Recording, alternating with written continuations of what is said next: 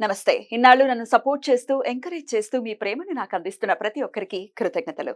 అలాగే ఈ వీడియో కూడా ఖచ్చితంగా మీకు ఉపయోగపడుతుంది. లైక్, షేర్ అండ్ సబ్స్క్రైబ్ చేసి మీ సపోర్ట్‌ని నాకు అందించండి. అలాగే ఈ వీడియో పట్ల మీకున్న అభిప్రాయాన్ని కామెంట్ సెక్షన్‌లో కామెంట్ చేసి తెలియజేయండి. ఇప్పుడు వీడియోని చూద్దాం.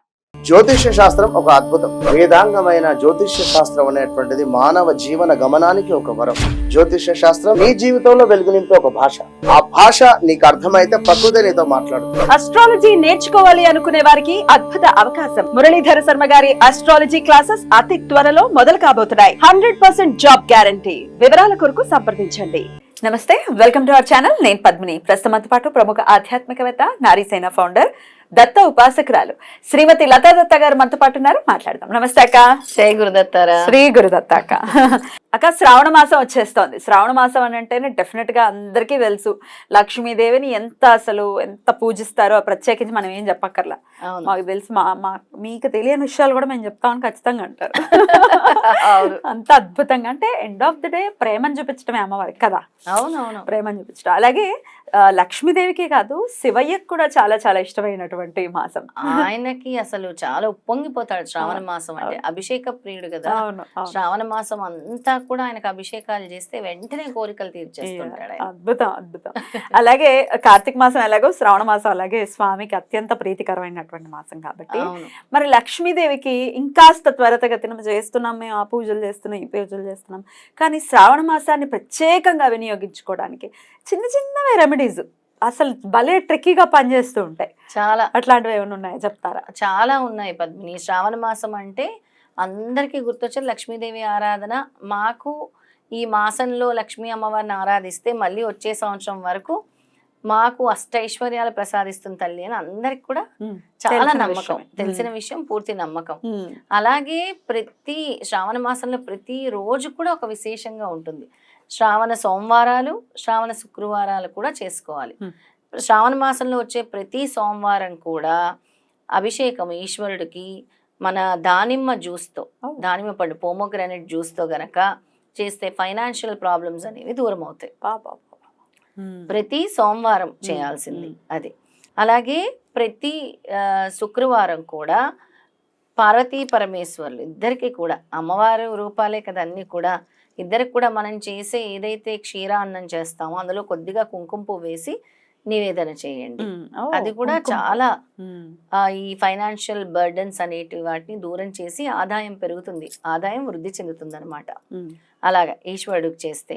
తర్వాత ఈశ్వరుడికి ప్రతి సోమవారం శ్రావణ మాసంలో 21 బిల్వపత్రాలు తీసుకొని ఓం నమ శివాయ అని రాసి మీ కోరికని సమర్పించండి.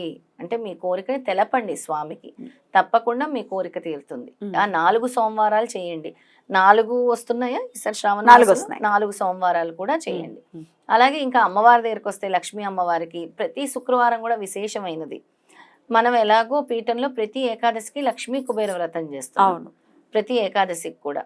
అలా అంటే మేము చేసుకోలేము, మాకు ఈ విధానం లేదు అని చెప్పే వాళ్ళు కూడా చాలా మంది ఉన్నారు పద్మిని. మా అత్తగారు వాళ్ళకి లేదు ఇది నోము, మేము మామూలుగా దీపం పెట్టుకుని లక్ష్మీదేవికి నమస్కరించుకుంటామని. అలాంటి వాళ్ళందరూ కూడా మీకు చిన్న చిన్నవి చెప్తాను, చేసుకోండి. చక్కగా అమ్మవారి ఆలయాలకు వెళ్ళండి. లక్ష్మీ అమ్మవారి ఆలయాలకు వెళ్ళినా కూడా ఐశ్వర్య ప్రాప్తి తప్పకుండా కలుగుతుంది. అక్కడ మీరు మనస వాచ కర్మన అమ్మవారిని ఆరాధించి ఒక నేతి దీపం పెట్టుకొని ఏదో ఒక నైవేద్యం తీసుకెళ్ళి అక్కడ సమర్పించి రండి. అంటే మీ ఇంట్లో నోములు లేవు అనుకున్న వాళ్ళకి చాలా వరకు నోములు ఉంటాయి. ఎక్కడో కొందరు అంటారు మాకు లేదు ఈ ఆచారం, మేము మామూలుగా చేసుకోము, నమస్కరించుకుంటాము అని చెప్తారు. అలా తర్వాత లక్ష్మీదేవికి బొట్టు పెట్టి ఆహ్వానించాలి శ్రావణ మాసంలో మన ఇంటికి. ఎలాగంటే గడప పూజ తప్పకుండా చేయాలి. గడపలు చక్కగా రంగవల్లులతో అలంకరించండి, బయట దీపం పెట్టుకోండి, నేతి దీపం పెట్టుకోండి. లోపల పూజ గదిలో కూడా అమ్మవారి దగ్గర చక్కగా అలంకరించుకొని, ముఖ్యంగా మల్లెపూలు, తామర పూలు అనేవి ఈ శ్రావణ మాసంలో ఎక్కువ. అలాగే జాజి పువ్వులు, ఇంకా కస్తూరి కూడా ఉపయోగించండి. అలాగే జవ్వాది అనేది అమ్మవారికి చాలా ఇష్టం అనమాట. ఎప్పుడు నా దగ్గర కూడా జవ్వాది ఉంటుంది. జవ్వాదిని ఎప్పుడు కూడా నేను ఉపయోగిస్తూ ఉంటాను. దీపంలో కూడా జవ్వాది వేయడానికి ఇష్టపడతాను. లక్ష్మీ అమ్మవారికి కూడా నేను రాస్తూ ఉంటాను జవ్వాది. ఇలా ఇక్కడ గడ్డం దగ్గర రాస్తాను జవ్వాది. అలా అంటే ఆహ్వానించండి చక్కగా అమ్మవారికి. మీరు గంధం పెట్టి కుంకుమ బొట్టు పెట్టి మీ ఇంట్లో ఏదైతే చిన్న విగ్రహం ఉంటుందో పెట్టి అమ్మ మీరు మా ఇంటికి రావాలి శ్రావణ మాసంలో అని చెప్పి ఈ ధూపం వేస్తే అమ్మవారికి చాలా ఇష్టం. ప్రతి శుక్రవారం ధూపం వేయటం మర్చిపోకండి, కంపల్సరీగా ధూపం వేయండి. అలాగే తులసి కోట దగ్గర నేతి దీపాలతో పూజించినా కూడా లక్ష్మీ అమ్మవారు మీ ఇంటికి వస్తారు. ఎదురు చూస్తూ ఉంటారంట అమ్మవారు. తులసి కోట దగ్గర దీపం ఉందా లేదా, తులసమ్మని పూజించారా లేదా, గడప శుభ్రం చేశారా లేదా అని ఆ ఇంటి దగ్గరకు వచ్చి చూసి వెళ్ళిపోతూ ఉంటుందంట అమ్మవారు. అందుకే ఆ గడపల్ని మీరు అమ్మవారిని అంటే గడప బొట్టు అంటారు కదా, గడప బొట్టు అలాగే లక్ష్మీ అమ్మవారికి బొట్టు పెట్టి ఆహ్వానించండి. తల్లి నీ కోసం మేము ఇవన్నీ అలంకరించాము, మీరు మా ఇంటికి రావాలి అని ఆహ్వానించండి. అది ఐశ్వర్య ప్రాప్తి తప్పకుండా కలుగుతుంది పద్మిని. రైట్, అద్భుతం. అయితే మన ఇంట్లో ఉన్న మన విగ్రహాలకే లేకపోతే మన పటాలకే ఖచ్చితంగా ఇంకా మొదలు కాబోతోంది అమావాస్య 4వ తారీఖు 5వ తారీఖు అమ్మవారికి బొట్టు పెట్టి ఆహ్వానించమ్మా రామ్మని ఆహ్వానించండి. అలాగే మీరు ముత్తైదువుల్ని చక్కగా మీరు వరలక్ష్మి వ్రతం చేసుకున్నప్పుడు ఎలాగో పిలుస్తారు కదా, వచ్చి పసుపు కుంకాలు తీసుకోండి అని. అలా పిలిచినప్పుడు వాళ్ళకి పుట్టి పసుపు కుంకాలే కాదు, చక్కగా బూరెలు గారెలు కూడా వాళ్ళకి ఇచ్చి, బూరి దక్షిణ అంటారు కదా, అలాగే ఇచ్చి పసుపు కుంకాలు ఇచ్చి గాజులు ఇచ్చి, ఇంకా వాళ్ళకి ఏదైనా చక్కటి చిన్న కుంకుమ బర్ని లాంటివో ఫ్యాన్సీ దొరుకుతున్నాయి కదా, అవన్నీ కూడా మీరు ఇచ్చి వాళ్ళని సంతోషపెట్టి పంపించండి. వాళ్ళు వచ్చే వాళ్ళని కూడా మీరు అమ్మవారి స్వరూపాలుగా భావించాలి. మీరు ఏ భావంతో అయితే వాళ్ళని పిలుస్తారో వాళ్ళు వచ్చి మీ తాంబూలం స్వీకరించినప్పుడు మీరు ఆ విధంగానే వాళ్ళని చూసి పంపించాలి. అప్పుడు తప్పకుండా అమ్మవారి కరుణ ఉంటుందన్నమాట. అయితే తులసి పూజ కూడా చాలా విశేషంగా చేస్తూ ఉంటారు శ్రావణ మాసంలో, చెయ్యాలి కూడా. చేస్తే కోరుకున్న కోరికలన్నీ వెంటనే నెరవేరుతాయి పద్మిని.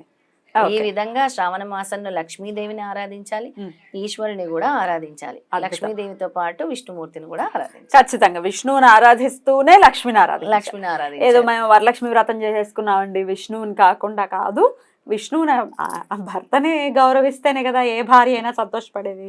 తప్పకుండా ఎవరో కదా, అనఘాలక్ష్మిని ఆరాధించండి, అనఘాస్వామి అనఘాలక్ష్మిని ఆరాధించండి. అంతే కదా. తప్పకుండా చాలా బ్యూటిఫుల్ గా ఎక్స్ప్లెయిన్ చేశారు. ఫినాన్షియల్ హర్డల్స్ కూడా చాలా మందికి ఉన్నాయి, ఆర్థికపరమైన ఇబ్బందులు కూడా చాలా మందికి ఉన్నాయి. కాబట్టి ఈశ్వరుడు ఐశ్వర్య ప్రదాత మనందరికీ తెలిసిందే. దానిమ్మకాయ జ్యూస్తో ఆయన్ని గనక రసంతో గనక స్వామిని అభిషేకిస్తే చక్కగా లక్ష్మీదేవి కరుణా కటాక్షాలు ఉండాలి, అందరికీ కూడా ఐశ్వర్య ప్రాప్తి కలగాలి, సుఖ సంతోషాలు కలగాలని కోరుకుంటున్నారు. థ్యాంక్ యూ అక్క. నమస్తే. నమస్తే.